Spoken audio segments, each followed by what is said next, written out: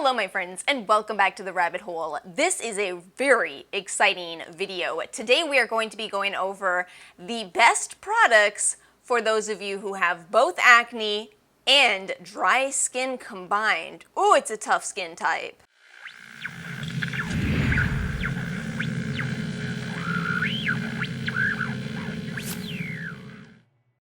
As some of you can probably guess, this is a very important video to me because guess what my skin type is?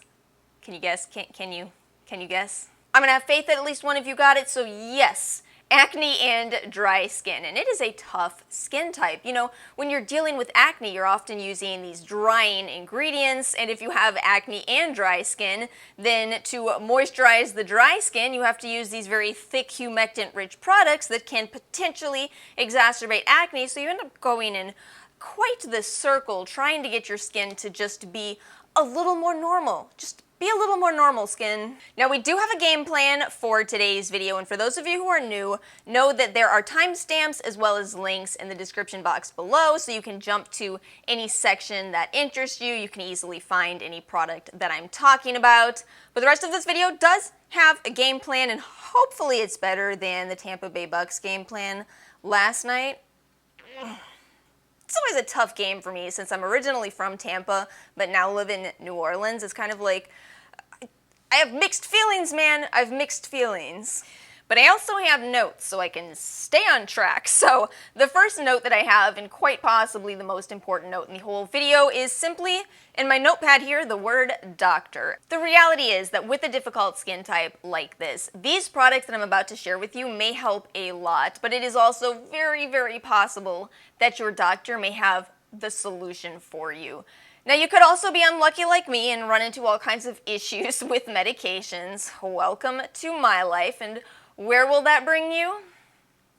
Back to me. But I've said it before and I will say it again, I actually do think I'm more the exception as opposed to the norm. Second note here is on the topic of fragrance. Now, I am not somebody who is militantly against fragrance, but I'm going to tell you my honest thoughts on fragrance with both acne and dry skin. So we already have a difficult skin type, and what I strongly believe happens with fragrance is that fragrance can potentially invoke the allergy response, of course, if you are allergic to the fragrance. It's a lot more complicated of a conversation because the word fragrance does not actually tell you what the fragrant ingredients are. But again, the thing you don't want going on here is this extra variable coming in and causing inflammation, which is already what acne is. So it could potentially really make things worse, which is why I try to steer my recommendations, especially for this skin type, towards fragrance-free products. But at the end of the day, if you are enjoying a scented product and it seems to be working for your skin,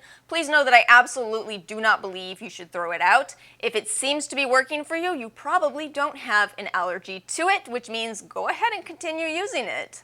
But yeah, most of my recommendations for this video will be fragrance-free. And then also, because this video is focusing on acne and dry skin, I'm going to skip categories like eye cream, lip balm. I'm even going to skip SPF, although I absolutely believe you should be using SPF. I think we're even going to skip moisturizers. Kind of. We're going to comment on them. Oh yeah, and this is important also. I'm going to try to make recommendations at all price levels. I have drugstore options. I have more expensive options. Not a lot in actual luxury because luxury tends to cross over with highly fragranced products, but nonetheless, if you do want to spend your money on something more expensive, I still have some suggestions and some budget-friendly options as well. And not only am I going to tell you about these products, I'm going to do my best to explain how to work them into a skincare routine that is very effective against acne and dry skin. All right, first category is cleanser. I have two fragrance-free benzoyl peroxide cleansers here at two different price ranges. So first up, the Acne Foaming Cream Cleanser from CeraVe, and then the PCA Skin BPO 5% Cleanser. I'm going to tell you honestly, I don't see a tremendous difference between using these, so you might think this is by far the better option, but I will tell you this PCA Skin one is actually lasting me a lot longer than the CeraVe, so it turns out that this actually may be my top pick, just because, you know, I'd rather spend money and have a product last than continuously have to be repurchasing a less expensive product. I actually feel like the price, it might even even out. You follow me? The reason I recommend a benzoyl peroxide cleanser to you is because I used to hate benzoyl peroxide, and yet I always knew that it was a very effective ingredient at fighting acne. I just hated all of the staining associated with it. I hated how drying it felt on my skin, and the solution for me has been to use it in a cleanser. For the record, I do not use this every single time that I cleanse my skin. I like to use a lot of much gentler cleansers around these. I've got a whole list of favorite cleansers, but I like to make sure I'm using a benzoyl peroxide cleanser roughly once every other day. But I think it's important for me to emphasize that when I'm using those benzoyl peroxide cleansers, I like to leave them on my skin a little longer. I like to really massage them into my skin.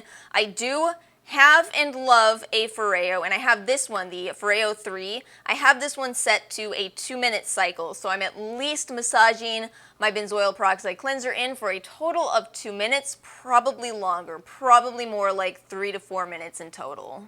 And as far as the Foreo itself, I am team Foreo. I have to admit I am. I do love my Foreo. I have 2 of them at this point. This one was gifted by the brand, but I have another one that I purchased myself.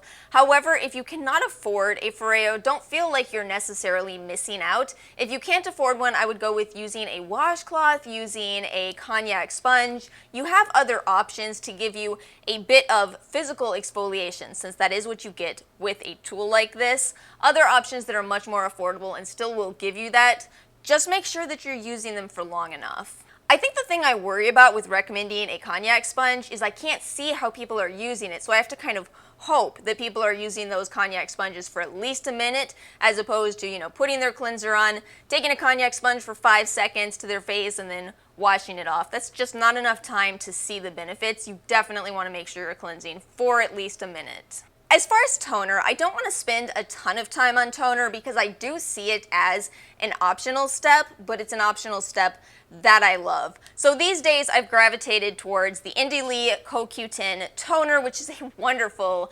antioxidant-rich spray toner. What's nice about a spray toner is, you know, if you're cleansing your skin for 2 minutes, I assume you don't need to worry about using toner to remove the last bit of your cleanser. Do you guys remember that? People used to say that so it's probably at least 10 years ago. You used to be sold a toner at the counter at the department store because you needed to make sure every last bit of your cleanser was gone.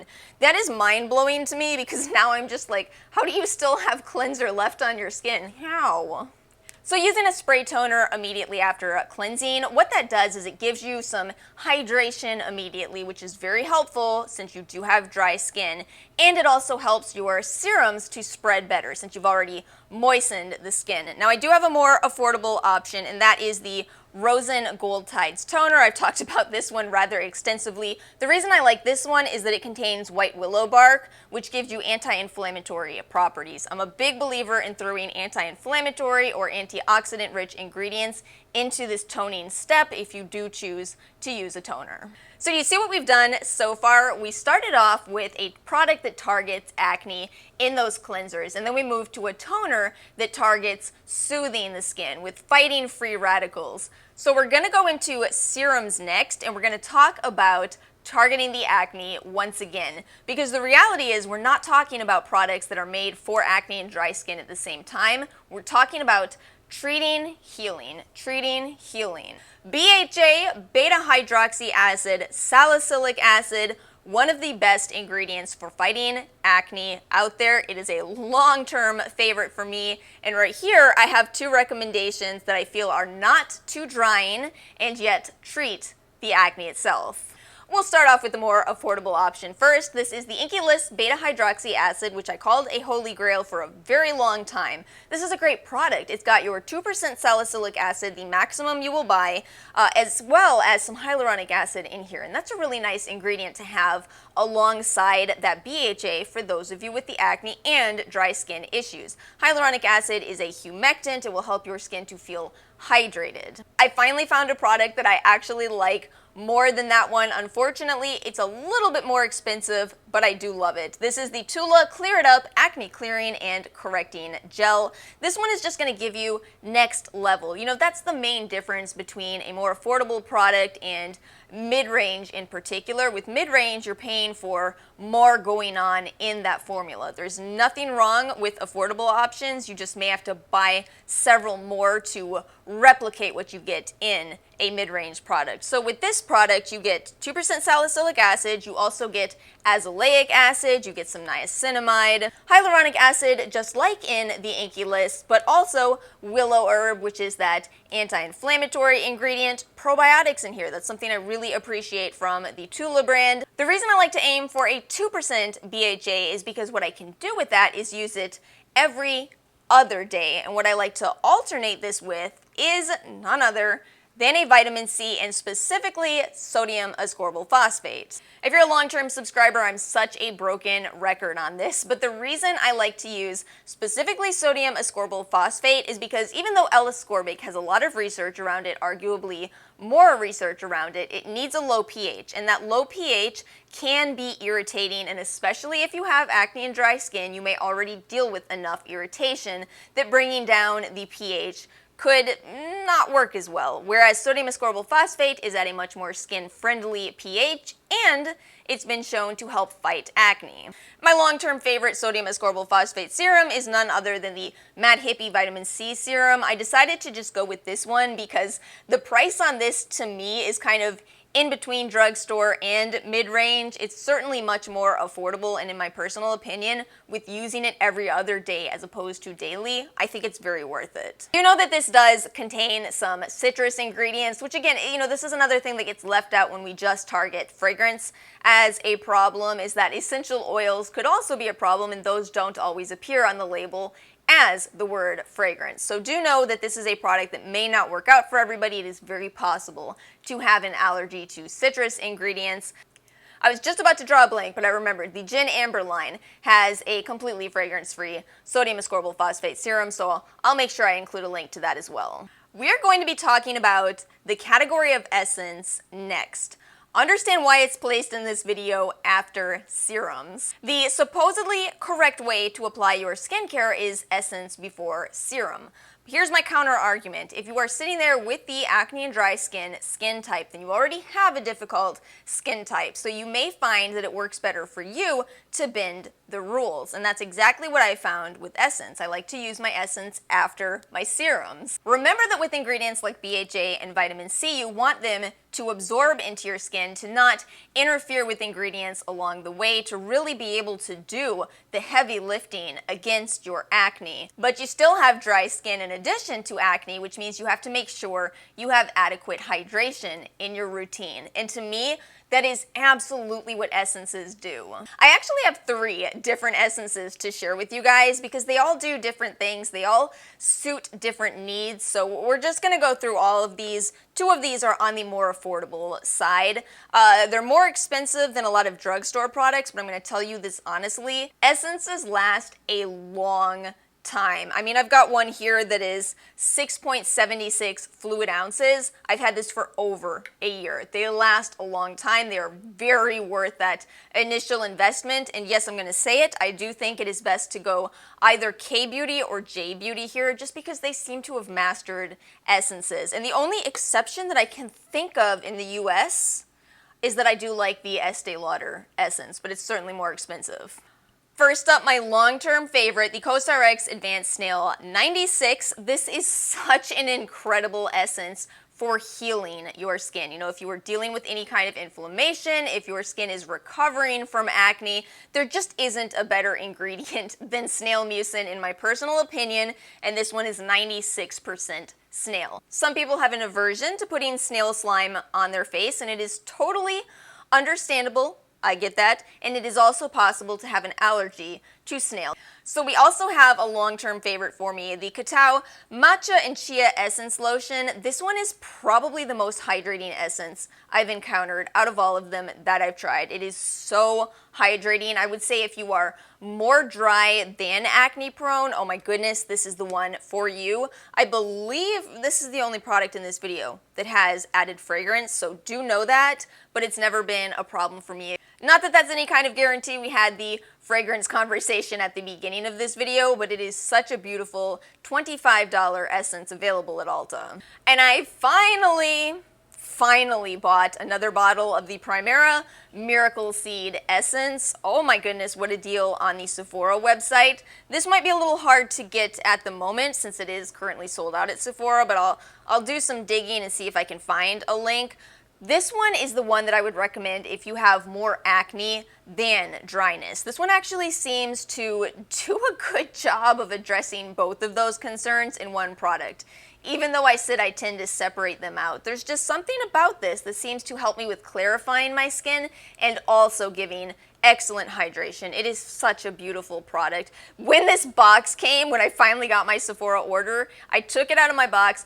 I kind of wish I was making this up, but true story, I took it out and I hugged it and said, I have missed you, and there was nobody else around. I was just talking to a bottle. Please tell me I'm not alone. Please tell me I'm not alone and that you too have fallen in love with products so much that you have talked to them, right? I'm not alone.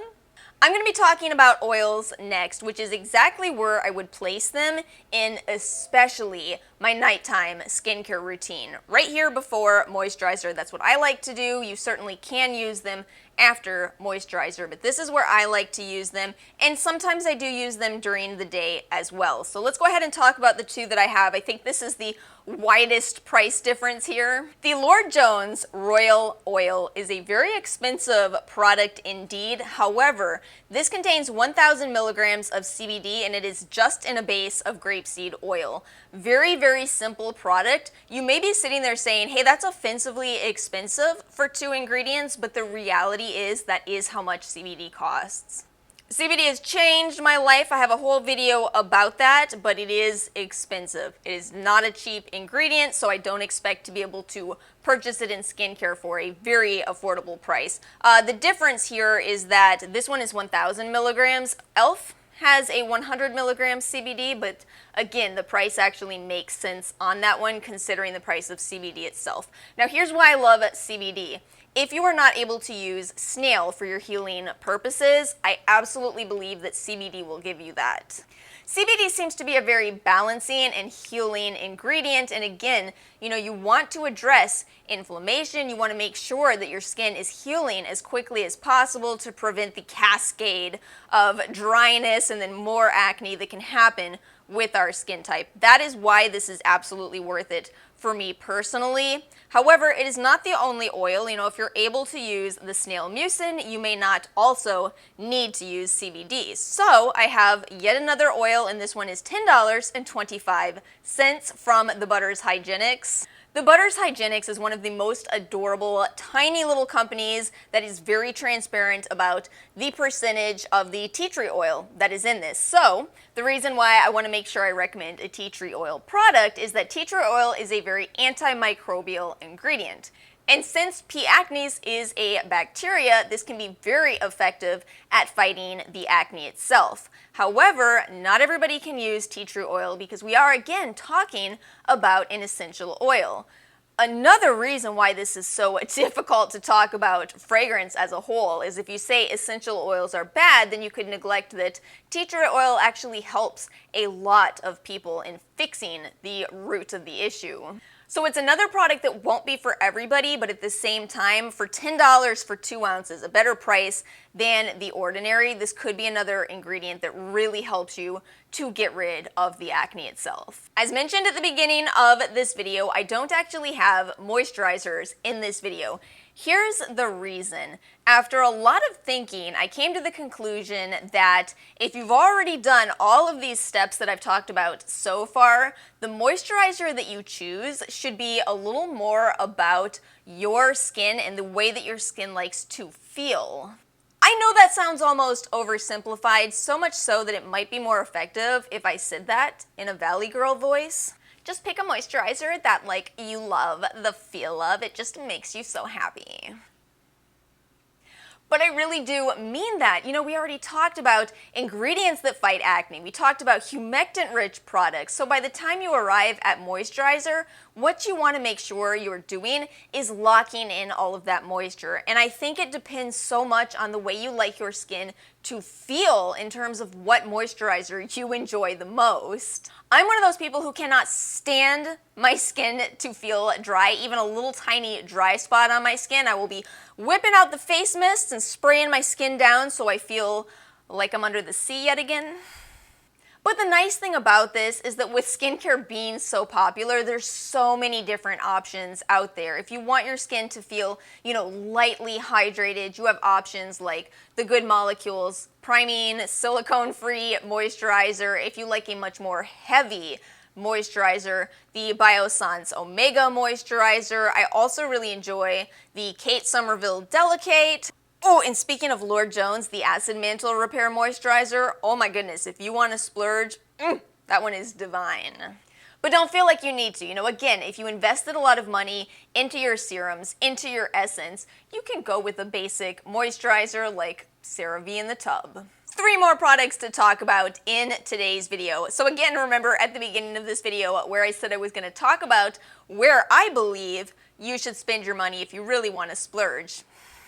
Man, that's just gotta be the Foreo UFO.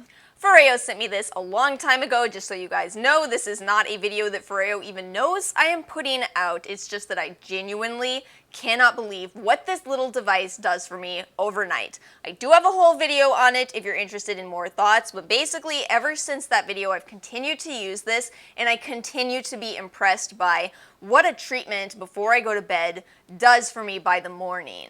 In that video I talked about the research behind the LED lights and how blue light and red light and green light may do different things for your skin, but as a whole what keeps happening to me when I use this at night before I go to bed, in the morning, the inflammation is always reduced. If I have any acne, it's reduced. It's an amazing, amazing little tool. Again, if you can't afford it, I understand that completely.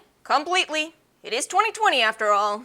But if you want to splurge, oh my goodness, I recommend this way over Dior, YSL, Chanel skincare. This is where to spend that money. And then finally, spot treatments. This is also going to be a little similar to my Sephora recommendations, but nonetheless, I do think it's important to understand the difference between the types of acne you can have and how to deal with them. Because it goes without saying that you want to get rid of acne as quickly as possible, and there are different solutions depending on the kind of breakout that you're having.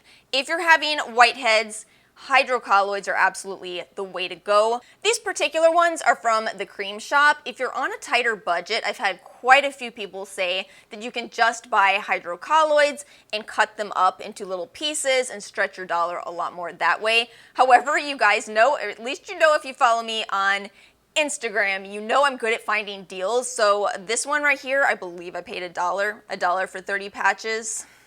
As long as I keep finding deals on hydrocolloids, that's what I'll continue to use. I actually only wish I'd bought more. I think I bought 4 or 5 of these at the time. I should have bought 20. Why didn't I buy 20?